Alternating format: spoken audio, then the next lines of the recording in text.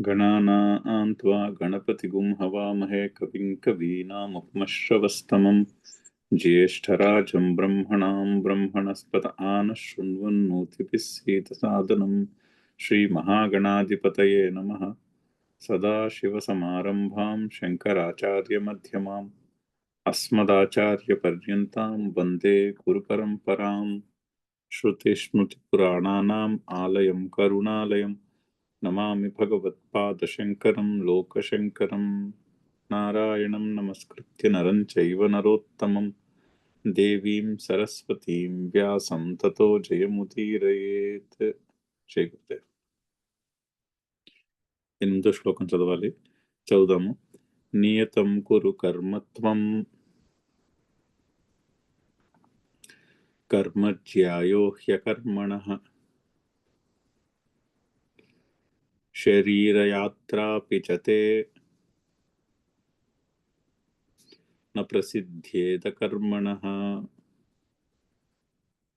అయితే రెండు రకాల యాటిట్యూడ్ గురించి చెప్తున్నారు. ఒకటి, కర్మేంద్రియాణి సంయమ్య యః మనసా ఇంద్రియార్థాన్ స్మరన్ ఆస్తే విమూఢాత్మ సహ మిథ్యాచారః ఉచ్యతే. అంటే కర్మేంద్రియములను నిగ్రహించుకుని కానీ మనసులో మాత్రం జ్ఞానేంద్రియముల చేత విషయభోగాలను గురించి ఆలోచిస్తూ ఉంటాడు. అటువంటి వ్యక్తి బయటకి బాహ్యంగా కర్మలను వదిలేసినట్టు కనిపిస్తున్నా కూడా లోపల మనసులో మాత్రం ఆ విషయభోగాలనే తలంచుతూ ఉంటాడు. అటువంటి వాడు, అది మిథ్యాచారము అంటున్నారు. అంటే లోపల వేరు బయట వేరు, అసత్యమైనటువంటి నడవడి సహా మిథ్యాచారః ఉచ్యతే. కానీ చేయవలసినది ఏంటి? చేయవలసినది కర్మేంద్రియములను బిజీగా ఉంచాలి పనులలో, తన డ్యూటీస్లో కర్తవ్య కర్మలను అనుష్ఠించటంలో బిజీగా ఉండాలి. జ్ఞానేంద్రియములు మాత్రము నిగ్రహించబడి ఉండాలి. యహతు యస్త్వింద్రియాణి మనస నియమ్య ఆరభతే అర్జున. మనస్సు చేత జ్ఞానేంద్రియములను నిగ్రహించి కర్మేంద్రియై అసక్తః కర్మయోగం ఆరభతే సహ విశిష్యతే. కర్మేంద్రియముల చేత అసక్తుడై, అంటే ఫలముల ఎడ ఉన్నటువంటి ఆసక్తిని వదిలేసి కర్మయోగం ఆరభతే, కర్మయోగం చేసినవాడు అతడు విశిష్టమైనటువంటి మనిషి, విశిష్టమైనటువంటి పురుషుడు అని చెప్తున్నారు. సో రెండింటికి తేడా చెప్పారు. ఒకటి, బాహ్యముగా కర్మలు చేయనట్టు కనిపిస్తూ ఉండడం, కర్మలను మానేసి కానీ మనసులో మాత్రం అదే తలంపు, విషయముల యొక్క ఆసక్తియే మనసులో నడుస్తూ ఉంటుంది. వర్సెస్ కర్మేంద్రియములను పనిలో బిజీగా ఉంచి, రోజంతా బిజీగా ఉండాలి మనిషి అన్నవాడు, కర్మేంద్రియములు కర్తవ్య కర్మలో బిజీగా ఉండాలి, జ్ఞానేంద్రియములు మాత్రము నిగ్రహించబడి ఉండాలి. అలా ఉన్నవాడు విశిష్టమైన పురుషుడు. దాన్నే కంటిన్యూ చేస్తున్నారు. ఇంకా అయితే ఏం చేయాలి అప్పుడు? ఎందువలనైతే అతడు విశిష్టమైన పురుషుడో, ఎవరు జ్ఞానేంద్రియములను నియమ్య అంటే నిగ్రహించి కర్మేంద్రియములను బిజీగా ఉంచుతాడో, పనిలో నియమిస్తాడో, అతడు విశిష్టమైన పురుషుడు. యతః ఏవం అతః, అతడు ఎందుకు విశిష్టమైన పురుషుడో అందువలన ఏం చేయాలి? అందువలన అర్జునుడికి చెప్తున్నాడు, నువ్వు మాత్రం ఇలా చెయ్యి అని చెప్తున్నాడు. అంటే రెండో వెరైటీ కింద నువ్వు ఉండాలి అని చెప్తున్నాడు. ఏం చెప్తున్నాడు? నియతం కురు కర్మ త్వం, నీవు నియతం కర్మ కురు. నియతం అనేది కర్మకు వచ్చినటువంటి విశేషణం. నియతం కర్మ కురు. నియతం కర్మ అంటే నియత కర్మలు అంటే నిత్య కర్మలు అని అర్థం. నిత్య కర్మలు అంటే డెఫినిషను వేదంలో చెప్పిన కర్మలే అయి ఉండొచ్చు, కానీ వేదంలో చెప్పిన కొన్ని కర్మలకు ఫలము వినిపించదు. ఇప్పుడు సంధ్యావందనం ఉందనుకోండి, వేదంలో సంధ్యావందనం చేసిన దానికి ఫలం ఉండదు. యావజ్జీవం అగ్నిహోత్రం జుహోతు అని ఉంటుంది, అక్కడ ఫలం లేదు ఆ వాక్యంలో. దాని గురించి దానికి ఫలం ఏం చెప్పలేదు. అంటే ఫలం ఉంటుందా అంటే ఇంక వేరేగా ఫలం చెప్పాల్సిన అవసరం ఏం లేదు. దానికి ఫలము డైరెక్ట్గా దాని వలన, ఇప్పుడు వేరే కామ్యకర్మలు ఉన్నాయనుకోండి, స్వర్గకామో యజేత అని ఒక కర్మ ఉంటుంది. జ్యోతిష్ఠోమైన స్వర్గకామో యజేత అంటే జ్యోతిష్ఠోమ యాగము స్వర్గమును కామించిన వాడు చేస్తాడు. అక్కడ అధికారి స్వర్గమును కామించిన వాడు, అంటే ఫలము స్వర్గం ఆ యాగం చేస్తే. సంధ్యావందనకు అలా ఉండదు. సంధ్యావందనం చేయటం వలన అంతఃకరణ శుద్ధి, తద్వారా జ్ఞాననిష్టకు యోగ్యత అనే అనే ఫలము చెప్పవచ్చును, కానీ డైరెక్ట్గా ఆ ఫలము అని చెప్పబడి ఉండదు. అంటే దానికి ఫలము అటువంటి ఫలం ఉంటుంది, అంటే అంతఃకరణ శుద్ధి. అందుకని సంధ్యావందనం చేయాలి. అందుకని రోజు గాయత్రి మంత్రము కాసేపు గాయత్రి మంత్రం యొక్క భావన చేయాలి. ఎందుకు చేయాలి అంటే దాని వలన అంతఃకరణ శుద్ధి జరుగుతుంది అని. అది నిత్యకర్మ. అలాగా కొన్ని నిత్యకర్మలు చెప్పబడి ఉన్నాయి. అలాగే పితృదేవతలకు శ్రాద్ధము చేయటం అది నిత్యకర్మ, డ్యూటీ బౌండ్ కర్మలు. అగైన్ ఆ నిత్యకర్మలకి ఫలము అంతఃకరణ శుద్ధి, కానీ ఫలము డైరెక్ట్గా వినిపించదు. విధివాక్యములలో, వేదమంత్రములలో ఉన్నటువంటి విధి కర్మలను విధించినటువంటి వాక్యములలో ఈ నిత్య కర్మలకు ఫలము వినిపించదు. సెంటెన్స్లో ఫలము చెప్పరు. సో అటువంటి కర్మలకి నియత కర్మలు అని పేరు. అవి నిత్యము చేయాలి. సో అర్జునుడికి నువ్వు నియత కర్మలలో బిజీగా ఉండు అంటున్నాడు. నువ్వు నియత కర్మలు చేయుము అంటున్నాడు. అంటే ఏమిటి? జ్ఞానేంద్రియములను నిగ్రహించి, అంటే ఫలముల వైపు పరిగెట్టకుండా జ్ఞానేంద్రియములను నిగ్రహించి అసక్తుడవై మనసులో ఫలము మీద అపేక్ష తీసేసి కర్మయోగమును చేయము అంటున్నాడు. కర్మయోగం చేయాలంటే ఎటువంటి పనులు చేయాలి? రోజంతా డ్యూటీ బౌండ్ యాక్టివిటీస్ చేయాలి. తన ఉన్న సమాజంలో ఉన్న తన పరిస్థితిని, వ్యక్తిగతంగా తనకున్న పరిస్థితిని బట్టి తను ఏం కర్మలు చేయాలో, డ్యూటీస్ ఏం చేయాలో అవి చేస్తూ ఉండాలి. అది అర్థం. ఇక్కడ అర్జునుడికి ఈ కాంటెక్స్ట్లో యుద్ధము నియత కర్మ. ఎందుకంటే అర్జునుడు క్షత్రియుడు, రాజు, సమాజాన్ని చెడు నుంచి కాపాడాల్సిన వాడు. సో అందుకని లేచి తను యుద్ధము చేయాలి, సమాజం కొరకు యుద్ధం చేయాలి. అది అర్జునుడి యొక్క నిత్యకర్మ. సో అందుకని త్వం నియత కర్మ కురు, నీవు నిత్యకర్మలను చేయుము. ఎందుకు? కర్మ జ్యాయ హి అకర్మణ. అకర్మణ కంటే, అకర్మణ అంటే కర్మలు చేయకపోవుట కంటే, పంచమీ విభక్తి అకర్మణ, కర్మ శబ్దానికి పంచమీ విభక్తి అకర్మణ అంటే కర్మ కంటే అని అర్థం. ఇక్కడ అకర్మణ కర్మ జ్యాయ, ఈ కర్మలు చేయకపోవుట కంటే నియత కర్మలు చేయమంటున్నారు కదా, నియత కర్మలు చేయుట శ్రేష్టమైనది. ధ్యాయ అంటే శ్రేష్టమైనది. హి ఎందువలనంటే, ఎందువలన నియత కర్మలు చేయాలి, నియత కర్మలు చేస్తూ ఉండాలి. ఎందువలనంటే అకర్మణ కర్మలు చేయకపోవుట కంటే, అంటే 6వ శ్లోకంలో చెప్పినది, కర్మేంద్రియములను సంయమించుకుని మనసులో మాత్రము విషయభోగముల గురించే ఆలోచన. అలా ఉండుట కంటే జ్ఞానేంద్రియములను నిగ్రహించి కర్మలు చేయుట మంచిది అని చెప్తున్నారు. అకర్మణ కర్మ జ్యాయ. దీన్నే చక్కగా శాస్త్రంలో 2-3 చోట్ల రకరకాల పేర్లతో దీన్ని డిస్క్రైబ్ చేశారు, కర్మయోగాన్ని. ఒకటి నిన్న కూడా చెప్పుకున్నాం, హేమవ్రతము అంటారు. సో కర్మయోగము చేసినప్పుడల్లా బంగారాన్ని అగ్నిలో నుంచి తీసుకొస్తే ఏమవుతుంది, అగ్నిలో కాలిస్తే ఏమవుతుంది, కాల్చినప్పుడల్లా కూడా ఇంప్యూరిటీ తగ్గిపోయి క్యారెట్ పెరుగుతుంది, అది ప్యూరిటీ పెరుగుతుంది బంగారంలో. ఆ విధంగా కర్మయోగం చేసినప్పుడల్లా మనసులో ఉన్నటువంటి అంతఃకరణము శుద్ధి జరుగుతూ ఉంటుంది.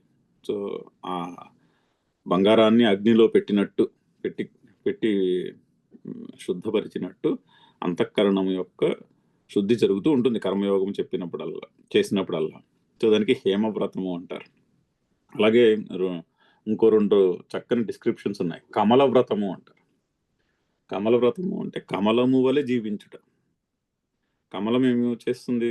కమలం ఎక్కడ పెరుగుతుంది? మురికిలో పెరుగుతుంది.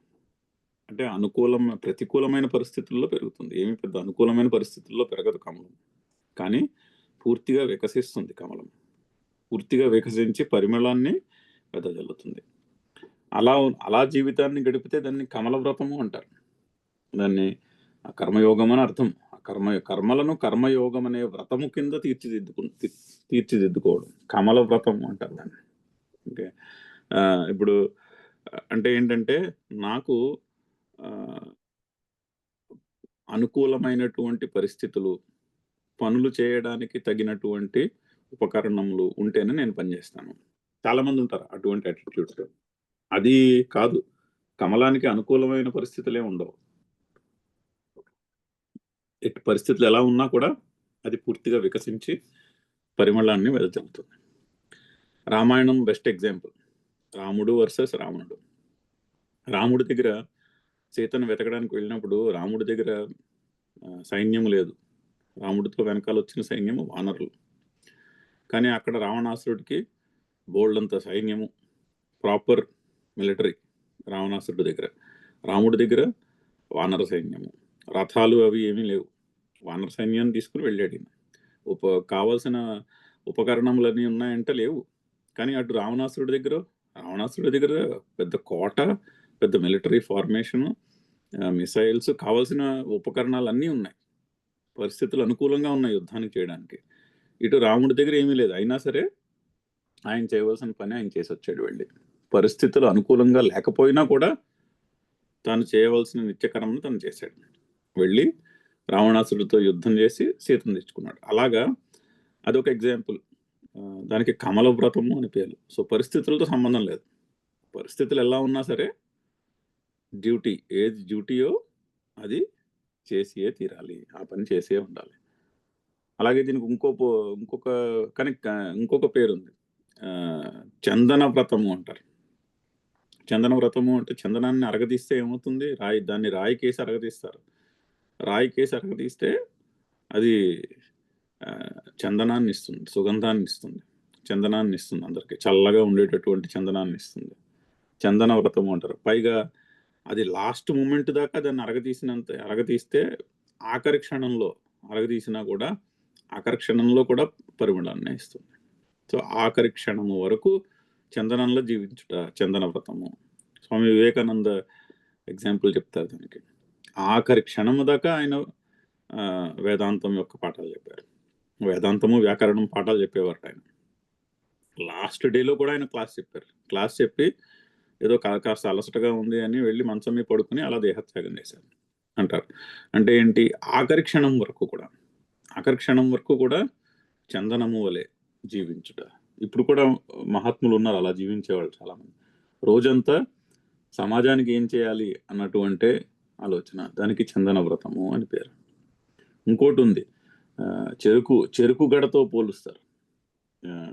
దానికి సంస్కృతంలో దాని పేరు మర్చిపోయాను. చెరుకు గడకి చక్కని పేరుంది సంస్కృతంలో. ఏంటది? ఇప్సుదండ వ్రతము అంటారా? ఇప్సుదండ వ్రతము. ఇప్సుదండము అంటే చెరుకుగడని క్రష్ చేస్తారు. క్రష్ చేస్తే తిరగబడదు. చెరుకుగడని క్రష్ చేస్తే అది చక్కని చెరుకు రసాన్ని ఇస్తుంది, చక్కని తీపి రసాన్ని ఇస్తుంది. సో అలాగా అది ఒక దాంతో పోలుస్తారు. ఈ విధంగా చాలా చక్కని డిస్క్రిప్షన్ ఉంది. అంటే కర్మలను చక్కని డిస్క్రిప్షన్స్ ఉన్నాయి. కొన్ని కర్మలను ఒక వ్రతముగా తీర్చిదిద్దుకోవాలి. పైగా నిత్య కర్మలు చేయాలనుకోండి. ఇప్పుడు మీరు ఒక కామ్యకర్మ చేయాలనుకోండి, లెట్స్ సే సత్యనారాయణ వ్రతం చేస్తున్నాం అనుకోండి. సత్యనారాయణ వ్రతం చేయాలంటే ఆ సామగ్రి అంతా ఉండాలి. ఆ సామగ్రి ఉండాలి. చేసే పురోహితుడికి సత్యనారాయణ వ్రతం చేయడానికి ఉన్నటువంటి ప్రొసీజర్ తెలిసి ఉండాలి పూర్తిగా. ఆ ప్రొసీజర్ ప్రకారం చేయాలి. ప్రొసీజర్ ప్రకారం చేయకపోతే అది నడవదు. దానివల్ల ఏమీ లాభం ఉండదు. పైగా ప్రొసీజర్ ప్రకారం చేయకపోతే దానికి నెగిటివ్ రిజల్ట్ కూడా ఉండొచ్చు. కామ్యకర్మల పరిస్థితి అలా ఉంటుంది. కండిషన్స్ పర్ఫెక్ట్గా మీట్ అవ్వాలి. వాళ్ళు చెప్పినటువంటి ఆ కండిషన్స్ మీట్ అయ్యి ఆ ప్రొసీజర్ ప్రకారం చేయాలి. నిత్యకర్మకు అలా ఏమి ఉండదు. నిత్యకర్మలు చేయాలనుకోండి, సంధ్యావందనం చేయాలనుకోండి, దానికి మెటీరియల్ ఏం అక్కర్లేదు. ఒక చిన్న చిన్న చిన్న కప్పులో 3-4 చెంచాలు నీళ్లు ఉంటే సరిపోతుంది. అది కూడా లేవనుకోండి, అది కూడా లేకపోయినా కూడా సంధ్యావందనం చేసుకోవచ్చు. సో సంధ్యావందనం చేయడానికి ఆ పరికరాలు లేకపోతే చేస్తే అదేదో ప్రత్యవాయం వస్తుంది అలా ఏమి ఉండదు. నిత్యకర్మకి కండిషన్స్ ఏమి ఉండవు. నిత్యకర్మకి చాలా సింపుల్గా ఉంటుంది. Principle is more important. So నియతం కురు కర్మత్వం.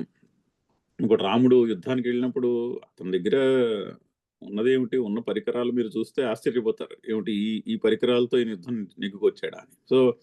సో పరికరాలతో సంబంధం ఉండదు నిత్యకర్మకి principle is more important, attitude is more important. So అందుకని నీవు నియత కర్మ కురు, నియతం కర్మ కురు.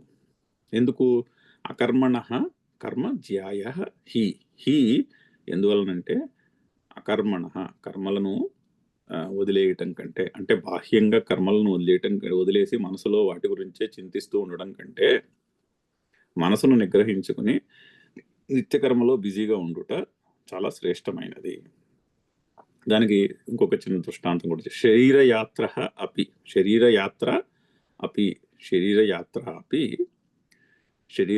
కూడా చతే చ అంటే అండ్ మరియు తే నీకు శరీరయాత్రాపి నా ప్రసిద్ధ్యేత్ అకర్మణ. కర్మలు చేయకపోతే నీ శరీరయాత్ర కూడా నడవదు కదా. ప్రసిద్ధ్యేత్ అంటే సాగుట, నడుచుట. నా ప్రసిద్ధ్యేత్ నడవదు కదా. ఎప్పుడు? అకర్మణ. ఇప్పుడు మనసులో విషయభోగం యొక్క చింతన ఉంటుంది, కానీ బాహ్యముగా నేనేం పనిచేయను అంటే దానివలన శరీరయాత్ర జరగదు కదా. శరీరయాత్రాపి చతే నా ప్రసిద్ధ్యేత కర్మణ. ఇప్పుడు ఎవరైనా ఒక మనిషి ఒక ఆశ్రమానికి వెళ్ళి సన్యాసం పుచ్చుకోవాలనుకున్నారనుకోండి, వాళ్ళు సన్యాసం పుచ్చుకున్నప్పుడు సన్యాసం ఇచ్చేసి వాళ్ళు ఖాళీగా ఏం కూర్చోబెట్టరు. వాళ్ళు సన్యాసం ఇవ్వాలంటే అసలు వాళ్ళు ఏం చేయగలరు కూడా ఆలోచిస్తారు. ఆశ్రమంలో చేరి సన్యాసం పుచ్చుకుంటే వాళ్ళు ఆశ్రమానికి ఏ విధంగా కాంట్రిబ్యూట్ చేయగలరు, ఏ పని చేయగలరు? ఏదో పని చేయాలి అక్కడ ఆశ్రమంలో. ఖాళీగా ఉంటే అయిపోదుగా. నేను ఓన్లీ శ్రవణము మన్నము చేస్తాను, నేను సన్యాసం పుచ్చేసుకుంటున్నాను, నాకు ఓ మూల చోటు ఇవ్వండి, నేను అక్కడ కూర్చుని ఉంటానంటే ఏ ఆశ్రమంలోనూ ఎవరు కూడా చోటు ఇవ్వరు వాళ్ళకి. అక్కడ కూడా ఆశ్రమానికి వెళ్ళినప్పుడు కూడా వాళ్ళు ఇతనికి మనం సన్యాసం ఇచ్చి ఆశ్రమంలో చేర్చుకుంటే ఇతను ఆశ్రమానికి ఏ విధంగా ఉపయోగపడగలడు, ఇతను ఏం పని చేయగలడు అని ఆలోచిస్తారు వాళ్ళు. ఎందుకంటే ఆ శరీరయాత్ర నడవదు. లేకపోతే ఆశ్రమంలో ఉన్న వాళ్ళకి, ఆశ్రమానికి వచ్చే వాళ్ళకి వాళ్ళందరికీ అందించవలసినటువంటి సదుపాయాలు ఉంటాయి. అందులో వాళ్ళు ఏదో హెల్ప్ చేయాలి. అక్కడ ఉన్న వాళ్ళందరూ ఏదో పని చేయాలి. అక్కడ పని చేయకుండా ఓ మూల కూర్చుంటానంటే ఎవరు కూడా, ఏ ఆశ్రమంలోనూ కూడా ఎవరికి సన్యాసం ఏమి ఇచ్చేశారు. సో అలాగా ఎంతటి సన్యాసి అయినా తన శరీరయాత్ర గురించి తను పనులు చేసుకోవాల్సిందే. శరీరయాత్ర నడవదు. శరీరయాత్ర పిచతే నా ప్రసిద్ధ్యేత్ అకర్మణ. అకర్మల వలన నీ శరీరయాత్ర కూడా ముందుకు నడవదు కదా. ఆ కారణం చేతన కూడా నీవు కర్మలను చేయాలి. అంటే నియత కర్మల్లో బిజీగా ఉండాలి. నిత్యకర్మల్లో బిజీగా ఉండాలి. కామ్యకర్మలను వదిలేసేయాలి. కామ్యకర్మలతో సంబంధం పెట్టుకోకూడదు. ఇంకో పాయింట్కి వచ్చాక కామ్యకర్మల లిస్ట్ అంతా తీసి పక్కన పెట్టేసేయాలి. కామ్యకర్మలతో అసలు ఇంకా మనకు సంబంధం ఉండకూడదు. ఆ చుట్టుపక్కలకే వెళ్ళకూడదు. వాటిని ఓ పక్కకి పెట్టేసి, కామ్యకర్మలన్నిటినీ, కోరికలకి సంబంధించినటువంటి కర్మలన్నింటినీ పక్కన పెట్టేసి నిత్యకర్మలతో డ్యూటీ బౌండ్గా ఉండాలి. నిత్యకర్మలతో బిజీగా ఉండాలి. అది మెసేజ్. చాలా మంచి శ్లోకం. నియతం కురు కర్మత్వం కర్మ జ్యాయ హి అకర్మణ శరీరయాత్రాపి చతే నా ప్రసిద్ధ్యేత్ అకర్మణ. శంకరుల యొక్క భాష్యం చదువుతాము. నియతం నిత్యం యః యస్మిన్ కర్మణి అధికృతః ఫలాయ చ అశ్రుతం తత్ నియతం కర్మ. సో నియతము అంటే నిత్యము. అది ఆ పదాలు అలాగా ముందుకి వెనక్కి మారతాయి. నిత్యమే నియతమైనది. ఆ యా బయటకు వచ్చి పక్కన కూర్చుంటే నియతము అయినది. సో ఇప్పుడు హిందీలో చూడండి, నికమ్మ అంటారు. నికమ్మ అంటే ఎక్కడి నుంచి వచ్చి ఉంటుందంటారు? నిష్కర్మ నుంచి వచ్చింది. అంటే కర్మలు చేయకపోవుట అని అర్థం. అంటే అక్కడ నెగిటివ్ సెన్స్లో పెట్టేసుకున్నారు. ఇక్కడ నిష్కర్మము అంటే జ్ఞానముతో కూడినటువంటి నైష్కర్మ్యము అని అర్థం ఇక్కడ శాస్త్రంలో.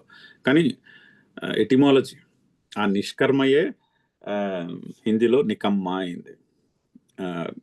అలాగే మొహబ్బత్ అంటారు ఉర్దూలో. మొహబ్బత్ ఎక్కడి నుంచి వచ్చింది తెలుసా? మొహబ్బత్కి సంస్కృతంలో ఒరిజినల్ ఎక్కడి నుంచి వస్తుందంటే మోహవ్రతము. మోహం అనేది వ్రతం, దానికి అది మొహబ్బత్ అయినది. అలాగా ఆ అక్షరాలు దిత్వాలు సంయుక్తాక్షరాలు అటు ఇటు తిరిగి పదాలు మారుతూ ఉంటాయి. అలా నిత్యమే నియతము అయినది. నియతం నిత్యం. నిత్యకర్మ యొక్క డెఫినేషన్ చెప్తున్నారు చూడండి. యహ యస్మిన్ కర్మని అధికృత అంటే తన వర్ణము ఆశ్రమము బట్టి. ఆశ్రమంలో అంటే మనము ఇప్పుడు సమాజంలో చూస్తున్నటువంటి డెఫినేషన్ కాదు. మొన్న కూడా ఒకసారి ఇప్పుడు చెప్పుకున్నాం, తర్వాత కూడా వస్తుంది. ఇప్పుడు ఇక్కడ ముందు ఎక్కడ రాబోతోంది అక్కడ కూడా శంకర్లు ఎక్స్ప్లెయిన్ చేస్తారు. సరే, తన వర్ణము అండ్ ఆశ్రమము. వర్ణము అంటే సొసైటీలో ఉన్నటువంటి తన రోల్, దానికి వర్ణము అని పేరు. సమాజంలో తను చేయవలసినటువంటి రోల్. సమాజం నడవాలంటే కొన్ని పనులు జరిగితేనే సమాజం ముందుకు నడుస్తుంది. సమాజంలో తన తన తన యొక్క రోల్ ఏమిటి, అది వర్ణం. వ్యక్తిగతంగా తన పరిస్థితి ఏమిటి, అది ఆశ్రమం. తను స్టూడెంటా, తను గృహస్థుయా, సన్యాసియా అన్నది అది పర్సనల్ జర్నీని బట్టి ఉంటుంది. పర్సనల్ జర్నీ స్టేజ్ని బట్టి ఉంటుంది. సో ఆ రెండింటిని బట్టి ఏ కర్మలకి యస్మిన్ కర్మని అధికృత, ఆ రెండింటిని బట్టి ఏది తన డ్యూటీయో. పైగా ఎటువంటి కర్మలు? ఫలాయచ అశ్రుతం, ఫలము వినబడనటువంటి కర్మలు. అంటే వేదంలో కానీ పురాణంలో కానీ చెప్పినటువంటి కర్మలు, ఏ కర్మలలో అయితే ఫలము వినిపించలేదో, ఫలము అసోసియేటెడ్గా లేనటువంటి చెప్పినటువంటి కర్మల వాక్యాలు, ఆ కర్మలను తన ఎవరికి ఏది చెప్పబడినదో అటువంటి కర్మలు, అది నియత కర్మ. అంటే తత్ నియతం కర్మ. సో ఫలము లేనటువంటి కర్మకి నియత కర్మ అని పేరు, అది నిత్య కర్మ అని పేరు. దాన్ని డ్యూటీ, ఇంగ్లీష్లో చెప్పాలంటే నియత కర్మ is equal to duty, or నిత్య కర్మ ఈజ్ ఈక్వల్ టు డ్యూటీ. తత్ కురు హే అర్జున, తత్ కురు హే అర్జున, అది చేయి. ఓ అర్జున, నీవు నిత్య కర్మలను చేయుము. యతః, యతః యతః అంటే ఎందువలన. ఎందువలన అంటే కర్మజ్యాయః, కర్మజ్యాయః అధికతరం ఫలతః, అధికతరం ఫలతః, హి యస్మాత్, హి యస్మాత్ అకర్మణః, అకర్మణః, అకరణాత్ అనారంభాత్. అకరణాత్ అనారంభాత్. సో కర్మ జ్యాయ, జ్యాయ అంటే అధికతరం, గొప్పది. దేనికంటే? ఫలత, ఫలముల మీద ఆలోచన కంటే కర్మ గొప్పది. ఈ యస్మాత్ ఎందువలనంటే ఫలముల కంటే, ఫలముల మీద ఉండే ఆసక్తి కంటే కర్మలు చేయుట, ఫలము మీద ఆసక్తి వదిలేసి కర్మలు చేయుట మంచిది. దేనికంటే మంచిది? అకర్మణ అకరణాత్ అనారంభాత్. అంటే అనారంభాత్ నైష్కర్మ్యం నా పురుష అశ్నుతే అని ఉంది కదా, నా కర్మణం అనారంభాత్ ఆల్రెడీ చదివాము. సో కర్మలను చేయకుండా ఉండుట వలన మనిషి నైష్కర్మ్య సిద్ధిని పొందడు అని. అంటే నైష్కర్మ్యము అంటే ఏమిటి? జ్ఞానేంద్రియాన్ని సంయమించుకుని కర్మయోగములో బిజీగా, కర్మలలో బిజీగా ఉంటే దాని వలన అంతఃకరణ శుద్ధి, దాని వలన జ్ఞాననిష్టకు యోగ్యత లభించడము, ఆ జ్ఞాననిష్ట ద్వారా నేను కర్తను కాను అనేటటువంటి బుద్ధి నిశ్చయం నిలుచుట, అది మోక్షానికి కారణము. ఆ విధంగానే మనిషికి మోక్షం లభిస్తుంది, కానీ నా కర్మణం అనారంభాత్, కర్మలను మానేయటం వలన కాదు. అందుకని కర్మలు మానేసి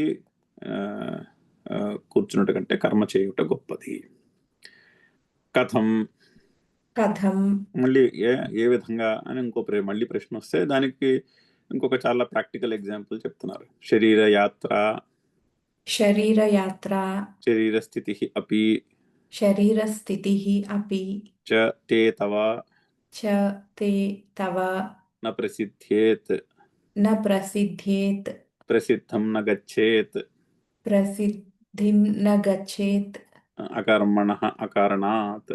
अकर्मणः अकरणात् అకరణాత్ అంటే కర్మలు చేయకపోవటం వలన శరీర స్థితి కూడా, శరీర యాత్ర కూడా, తవ నీ యొక్క శరీర యాత్ర కూడా నా ప్రసిద్ధ్యేత్, ప్రసిద్ధిం నగచ్చతి అంటే ఆ శరీర యాత్ర ఏ విధంగా జరగాలో ఆ విధంగా జరగదు అని. అతః अतः దృష్టః दृष्टः కర్మాకర్మణోః విశేషః లోకే. कर्माकर्मणोः विशेषः लोके. ఈ విధంగా మనకి కర్మకు అకర్మకు తేడా కూడా తెలుస్తూ ఉన్నది. ఇది కనిపిస్తూ ఉంటుంది లోకంలో, మనకి ఎదురుకుండా సమాజంలో కనిపిస్తూ ఉంటుంది. కానీ మనకి ఇప్పుడు సమాజంలో కనిపిస్తే మీరు జాగ్రత్తగా ఆలోచిస్తే 90% ఈ సన్యాసము అనే దాంట్లో చాలా మటుకు ఇటువంటి కల్తీ వచ్చేసింది. అంటే బాహ్యముగా కర్మలను వదిలేసి కూర్చునుట, కానీ మనసులో మాత్రము ఆ కర్మల ఫలముల యొక్క చింతన అనేది మనకి క్లియర్గా తెలుస్తూ ఉంటుంది బిహేవియర్లో. కానీ అది సరి అయిన దానివల్ల లాభమేం లేదు. మంచి చెడు కాదు ప్రశ్న, దాని వలన మనకి లాభం ఉంటుందా, దాని వలన మనిషికి సైకలాజికల్ ఫ్రీడమ్ లభిస్తుందా, అది ప్రశ్న. ఇక్కడ ప్రశ్న చెప్తున్న వాక్యం ఎవరికి చెప్తున్నారు? ఎవరికైతే మోక్షము కావాలో, అంటే సైకలాజికల్ ఫ్రీడమ్ కావాలి, కానీ ఆత్మానాత్మ వివేకము ఇంకా స్థిరపడలేదు, అటువంటి వారి గురించి చెప్తున్నారు. సో బాహ్యముగా కర్మలను వదిలేసి కూర్చున్నట్టు వలన లాభం ఏమీ లేదు. అందుకని నిత్య కర్మలలో బిజీగా ఉండాలి. నియతం కురు కర్మత్వం కర్మ జ్యాయో హ్యకర్మణః శరీరయాత్రాపి చ తే న ప్రసిద్ధ్యేద కర్మణః యజ్ఞార్థాత్ కర్మణోన్యత్ర లోకోయం కర్మబంధనః తదర్థం కర్మ కౌంతేయ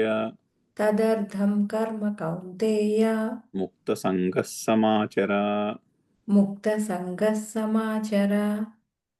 అవతారికి చదువుదాము. యచ్చ మన్యసే బంధార్థత్వాత్ కర్మ న కర్తవ్యం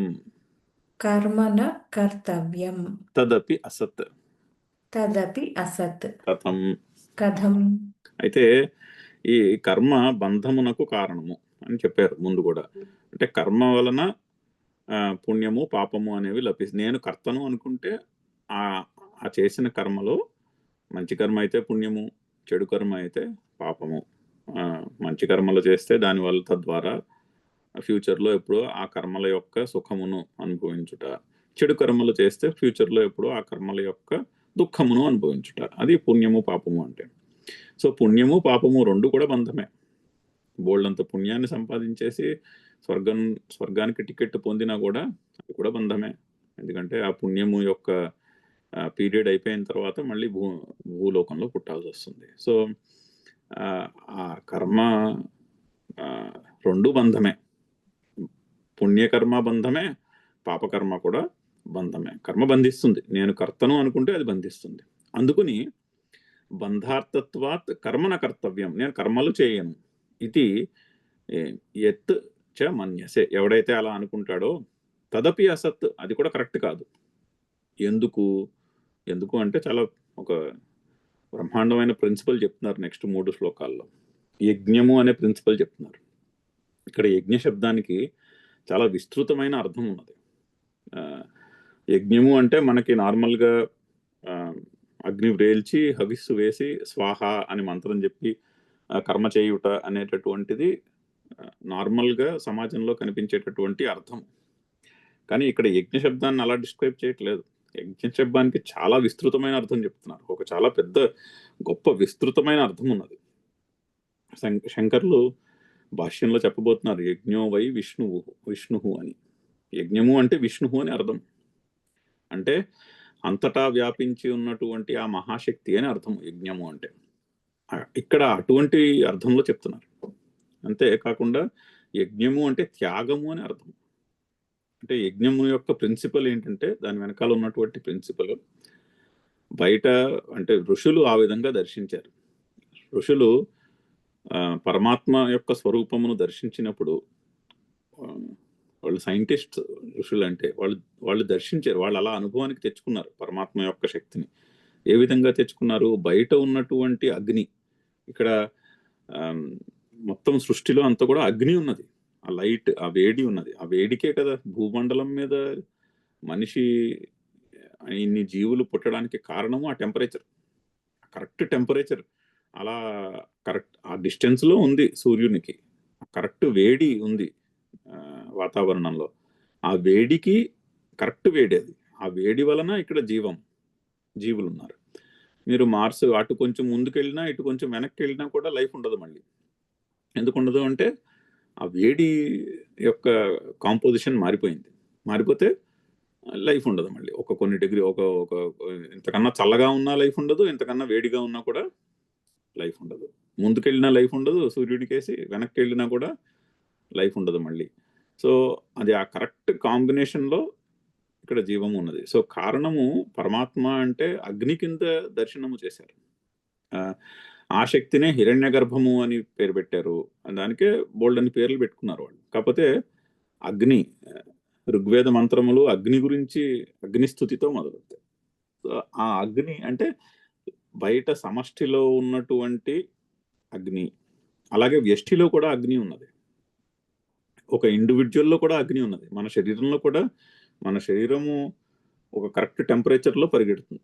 ఒక కరెక్ట్ టెంపరేచర్ ఉంటే శరీరము ఆరోగ్యంగా పరిగెడుతుంది. సో లోపల అగ్ని ఉన్నది, బయట కూడా అగ్ని ఉన్నది. ఈ లోపల ఉన్న అగ్నిని బయట ఉన్న అగ్నికి సమర్పణ చేస్తున్నాను అనే ప్రిన్సిపల్ యజ్ఞం. యజ్ఞము అనే రిచువల్ ఆ ప్రిన్సిపల్కి ప్రతీక. నాలో ఉన్నటువంటి వ్యష్టిలో ఉన్నటువంటి ఈ మహాశక్తి, వ్యష్టిలో కూడా మహాశక్తి ఉన్నది, సమష్టిలో కూడా మహాశక్తి ఉన్నది. ఈ వ్యష్టిలో ఉన్నటువంటి మహాశక్తిని సమష్టిలో ఉన్నటువంటి మహాశక్తిలో విలీనము చేస్తున్నాను. అది కోర్ ప్రిన్సిపల్ యజ్ఞంలో. అంటే ఏంటి? ఒక ఇండివిజువల్ ఐడెంటిటీని నేను యూనివర్సల్లో డిజాల్వ్ చేస్తున్నాను. The personal dissolving in the universal. అది యజ్ఞము అంటే. యజ్ఞము దానికి ప్రతీక. ఆ హోమములో చేసే, హవిస్సులో వేసే ఆ కర్మ అంతా కూడా ఈ ప్రిన్సిపల్ చుట్టూ తిరుగుతుంది. ఈ ప్రిన్సిపల్ని బేసిస్గా చేసుకుని దీనికి ప్రతీకగా పెట్టుకున్నటువంటి రిచువల్ అది. అగ్నిని వ్రేల్చి అగ్నిలో ఒక సమితి వేసి స్వాహ అని చెప్పడంలో ఉన్నటువంటి ప్రిన్సిపల్ అది. లోపల ప్రాణశక్తి మీరు రకరకాలుగా చెప్పుకోవచ్చు దీన్ని. వ్యక్తిలో ప్రాణశక్తి ఉన్నది, సమష్టిలో కూడా ప్రాణశక్తి ఉన్నది. దీనికి ఏమి తేడా లేదు. వ్యక్తిలో ఉన్నటువంటి ప్రాణశక్తిని సమష్టిలో ఉన్న ప్రాణశక్తిలో సమర్పిస్తున్నాను, అది యజ్ఞం. సమష్టిలో బుద్ధి ఉన్నది, వ్యక్తిలో బుద్ధి ఉన్నది.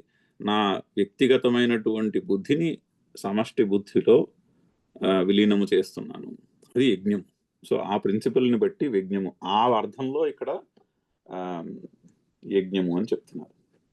ఇప్పుడు మనం తిరుపతి వెళ్తాము. తిరుపతిలో తలనీలాలు అనే రిచువల్ ఉంది. అక్కడ కూడా ప్రిన్సిపల్ ఇది. ఎందుకంటే జుట్టు పెట్టుకోవడము అహంకారానికి సింబల్ మనిషికి. అందరూ చాలామంది ఆ జుట్టుని జాగ్రత్తగా ఉంచుకోవడంలో బోల్డ్ అంత కృషి చేస్తారు జీవితాంతము. సో అది అహంకారానికి ప్రతీక. అహంకారాన్ని డిజాల్వ్ చేయడానికి ప్రతీక తలనీలాలు అర్పించుట. అక్కడ ప్రిన్సిపల్ అది. అది మర్చిపోయి ఓన్లీ రిచువల్ మిగిలింది. అది మతం యొక్క over a period of time మతం యొక్క దాన్ని ఏమంటారు, ఆ మతము అలా అవుతుంది. మతంలో ఉన్నటువంటి నేచర్ అది.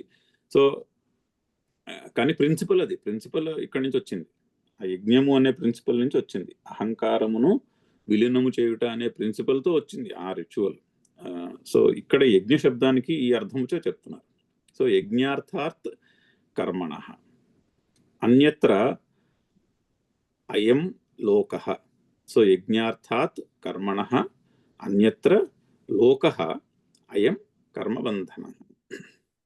తదర్థం కర్మ కౌంతేయ ముక్త సంగ సమాచర. అయితే యజ్ఞము కొరకు కర్మలు చేయుట కంటే యజ్ఞార్థాత్ అన్యత్ర వేరొక రకమైనటువంటి కర్మలు వలన అయం లోక ఈ జీవికి కర్మబంధమే మిగులుతుంది. సో అంటే ఎటువంటి కర్మ బంధిస్తుంది? అన్ని రకాల కర్మలు బంధిస్తాయి, ఓన్లీ ఒక కేటగిరీ కర్మ బంధించదు. ఏమిటది? యజ్ఞార్థాత్ కర్మణ అంటే యజ్ఞము కొరకు కర్మలు చేయుట. అంటే పర్సనల్ ఐడెంటిఫికేషన్ని యూనివర్సల్ ఐడెంటిఫికేషన్లో డిజాల్వ్ చేయుట. అటువంటి కర్మ ఒక్కటే బంధించదు. ఏ కర్మలో అయితే ఆ ప్రిన్సిపల్ ఉంటుందో, నేను యజ్ఞము కొరకు చేస్తున్నాను ఈ కర్మ అంటే రిచువల్ కాదు, ప్రిన్సిపల్ ఇంపార్టెంట్. నేను పర్సనల్గా ఉన్నదాన్ని యూనివర్సల్లో డిజాల్వ్ చేస్తున్నాను అనేటటువంటి ప్రిన్సిపల్తో చేసే కర్మ ఏదైతే ఉందో అదంతా కూడా